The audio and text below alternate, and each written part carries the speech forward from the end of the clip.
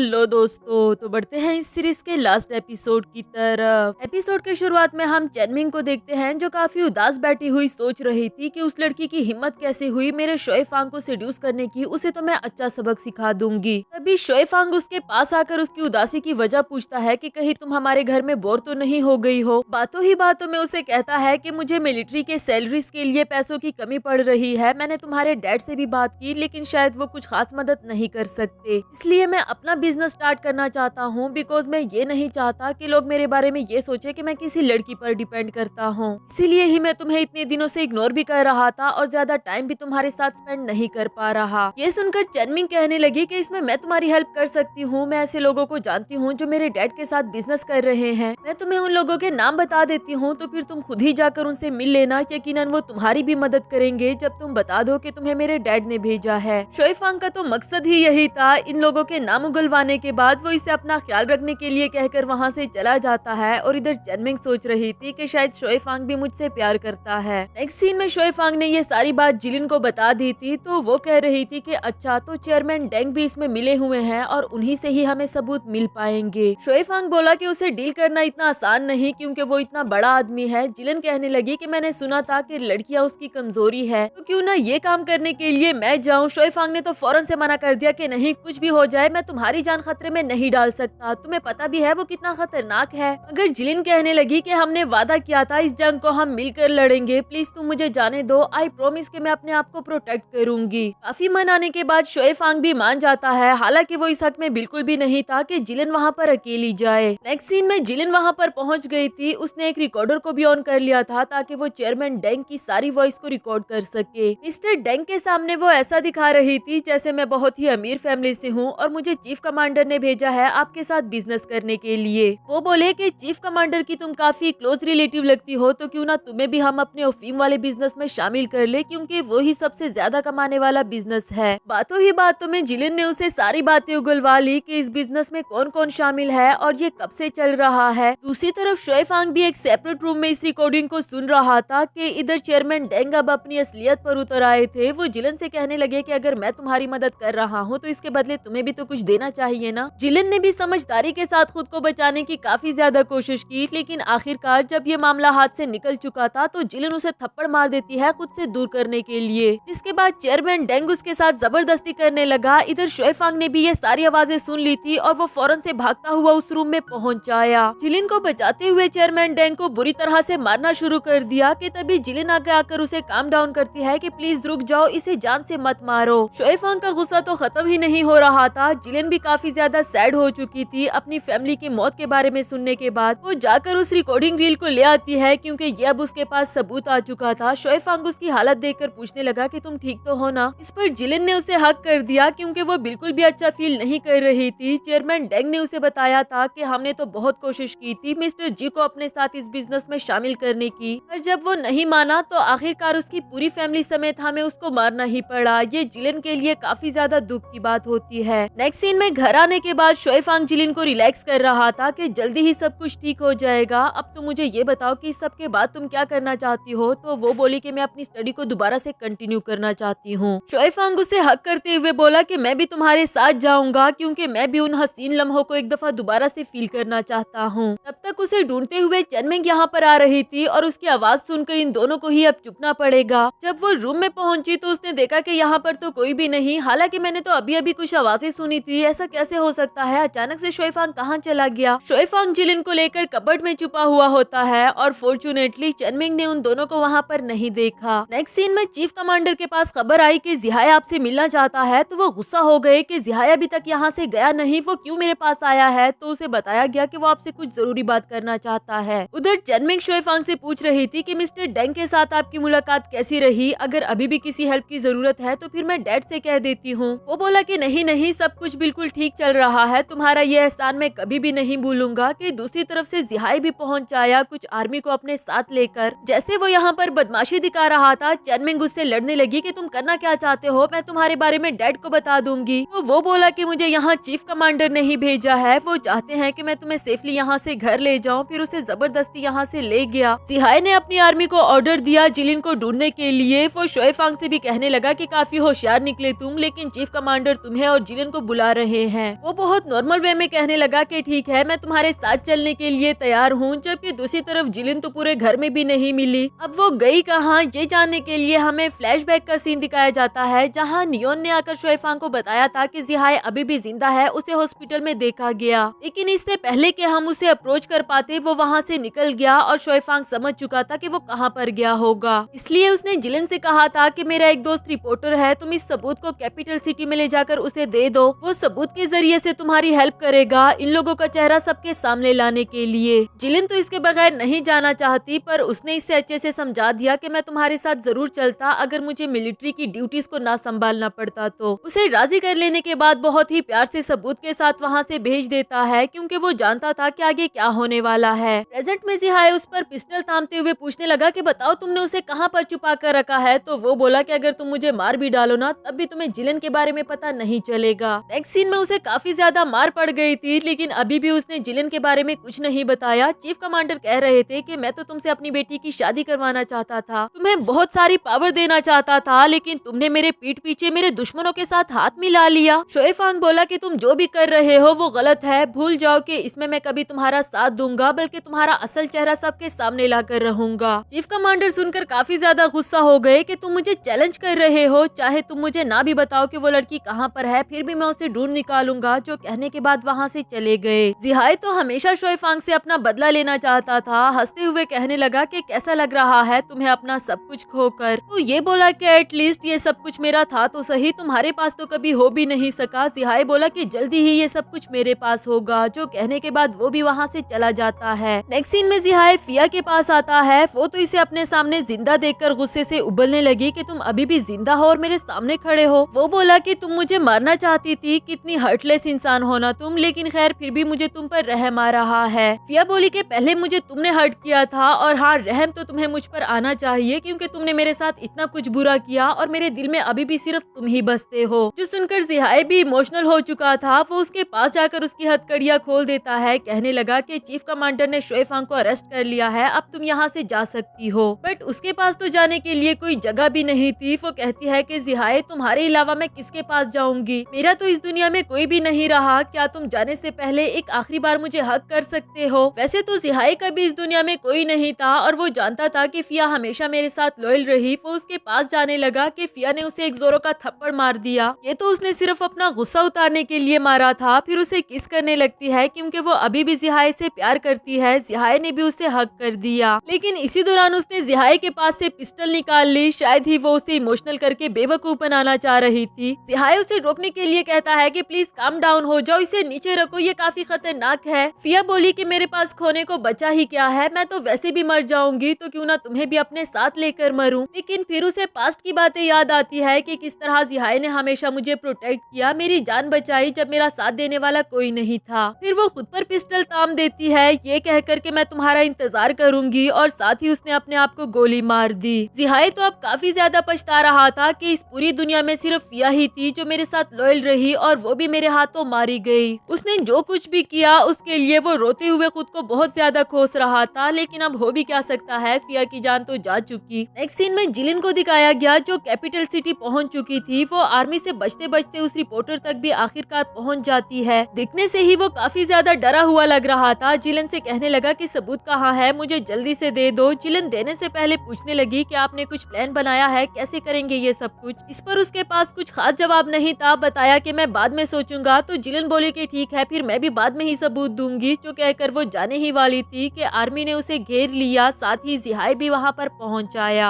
असल में रिपोर्टर को भी पहले ही पकड़ा गया था। वो जिलिन को देखकर कहने लगा कि मुझे माफ कर दो। जिहाई ने देखा कि उस बॉक्स में से रील गायब है। जिलिन बोली कि तुम्हें क्या लगता है, इतना इम्पोर्टेंट सबूत मैं अपने साथ लेकर फिरूंगी। जिहाई ने बताया कि शोएफांग को चीफ कमांडर ने पकड़ लिया है, तो अगर तुम चाहती हो कि उसकी जान बची रहे तो इस सबूत को मेरे हवाले कर दो। अब तो जिलिन के पास भी और कोई ऑप्शन नहीं था। कहने लगी कि ठीक है, मैं सबूत देने के लिए तैयार हूँ, पर पहले मुझे शोएफांग के पास ले चलो, मैं उसे देखना चाहती हूँ कि वो जिंदा भी है या नहीं। नेक्स्ट सीन में जिहाई जिलिन को शोएफांग से मिलाने के लिए जेल में लेकर आती है, जिसे काफी बुरी तरह से मारा गया था और वो काफी ज्यादा वीक हो चुका था। जिलिन को उसकी ये हालत देखकर रोना आने लगा, जबकि शोएफांग उसे यहाँ पर देखकर पूछने लगा कि तुम यहाँ पर वापस क्यों आ गई हो, तुम्हें नहीं आना चाहिए था, तुम अभी के अभी यहाँ से चली जाओ। मेरी आर्मी की वजह से ये लोग मुझे मार नहीं सकते हैं, मुझे कुछ कुछ भी नहीं होगा, लेकिन जिलन को बुरा लग रहा था कि मेरी वजह से शोएफांग को इतना कुछ सहना पड़ा। कहने लगी कि इसके बाद तुम सब कुछ मुझ पर छोड़ दो, आई प्रॉमिस कि मैं सब कुछ ठीक कर दूंगी। साथ ही उसे एक स्वीट सा किस करती है। शोएफांग को भी उसके इरादे कुछ ठीक नहीं लग रहे थे और जिलिन बोली कि तुम फिक्र नहीं करो, मैं अपना बहुत ख्याल रखूंगी। जो कहने के बाद वहाँ से चली गई, जबकि शोएफांग उसके पीछे उसे आवाजें लगाता रहा कि प्लीज तुम यहाँ से चली जाओ, मैं तुम्हें मुसीबत में नहीं देख सकता। बाहर लाकर जिहाए उससे वो सबूत लेना चाह रहा था, पर जिलिन बोली कि मैं तुम्हें ये सबूत क्यों दूं, तुम तो वैसे भी शोएफांग से हमेशा बदले लेना चाहते थे, क्या पता तुम इसका गलत इस्तेमाल करो। मजबूरन उसने भी कह दिया कि ठीक है, फिर तुम इसे खुद ही चीफ कमांडर के हवाले कर दो, जिसके बाद वो उसे चीफ कमांडर के सामने ले आया। चीफ कमांडर इसे देखकर हंसते हुए कह रहे थे कि आखिर तुम जी फैमिली से हो तो कुछ तो बहादुरी तुम में भी होगी ना। मैंने तुम्हारे फादर को बहुत कहा था मेरे साथ हाथ मिलाने के लिए, पर वो माना ही नहीं। जिलिन बोली कि मैं जान चुकी हूँ कि मैं आपका मुकाबला नहीं कर सकती, लेकिन मैं आपसे एक डील करना चाहती हूँ कि इस सबूत के बदले आपको शोएफांग की जान बख्शनी होगी। चीफ कमांडर भी कहीं न कहीं इस डील के लिए मान गए। कहने लगे कि ये सबूत दिखाओ, मैं इसे अपने हाथों से देखना चाहता हूँ। जब जिलिन उसे वो बॉक्स पकड़ाने लगती है तो अचानक से उसने नीचे गिरा दिया। साथ ही फौरन से इस मौके का इस्तेमाल करते हुए अपने पास से एक टूल निकालकर चीफ कमांडर को मारने लगी। नेक्स्ट सीन कुछ दिनों के बाद का दिखाया गया, जहाँ पूरे शहर में ये बात फैल चुकी थी कि चीफ कमांडर और फीम के बिजनेस में शामिल थे।